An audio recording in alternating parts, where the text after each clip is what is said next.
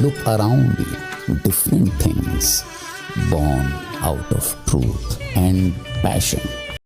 Business software, it's our craft, our identity. Thoughtfully engineered, passionately designed to help you transform your business.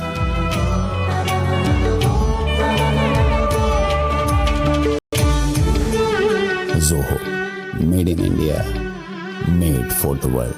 On board, Anand Agarwal, CFO at V-Mart, in fact, joining in on the show right now. Anand, hi, good morning. And I can see with that smile, the stock price also reflecting your quarterly update.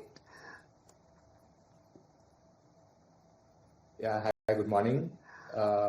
It's always nice to be here, and it's been a good quarter. So I look forward to even, better performance going ahead.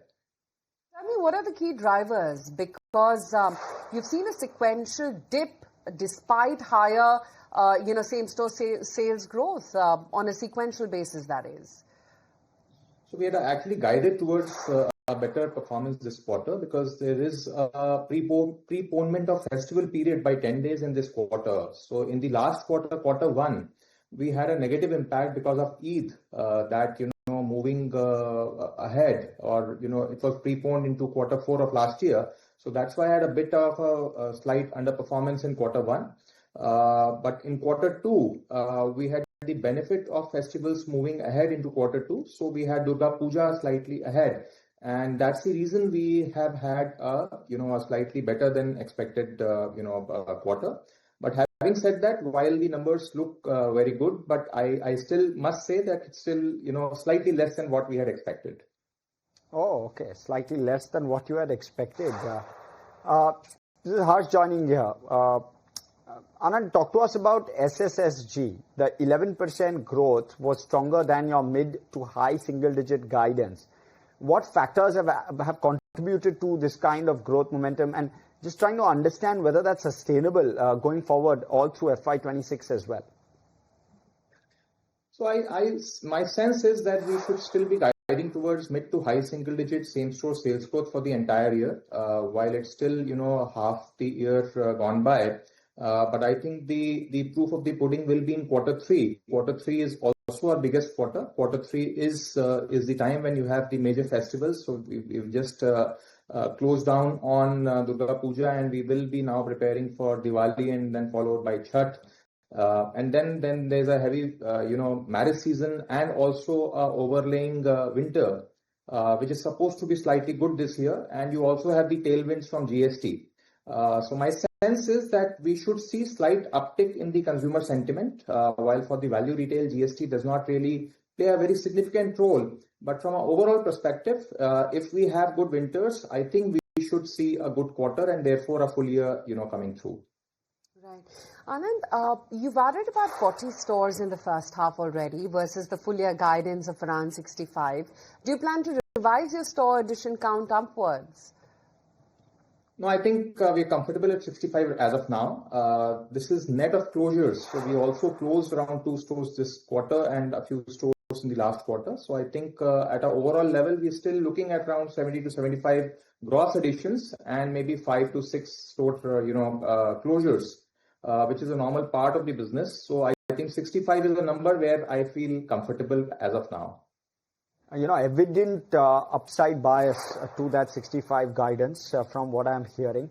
Now, Anand, 80% of your portfolio benefits from the GST cuts. Talk to us about what that does, because that changes your guidance materially versus the last time we spoke. So what happens there? Do you expect, therefore, that growth will be stronger in the rest of for the rest of the year, FY26? No, actually, on the contrary, the GST rate cut does not significantly benefit the value retailers because our average selling price is somewhere around 350 rupees. So the benefit is more in terms of the merchandise, which is valued at more than 1,000 rupees plus. Now, that's an area where our offerings are traditionally very low. But what it allows us to do is to probably experiment a bit more in offering more merchandise at 1,000 rupee price point or 1,000 to 1,500 rupee price point, and thereby possibly look at slight uptick in the medium to long term. As of now, immediately, I'm not seeing any immediate benefit coming out of the GST rate cut. From a selling or a buying perspective, perspective, from a consumer perspective. But I think definitely what is going to happen is that, the consumer sentiment definitely looks, more positive. We are seeing better footfalls despite the heavy weather. There is a significant impact of weather, downtrend right now in, Bay of Bengal and surrounding areas in Orissa and Andhra Pradesh and Tamil Nadu. So that is playing a bit of spoil sport. But otherwise, from a consumer sentiment point of view, I think, GST rate cuts should definitely improve the footfalls going forward. Right.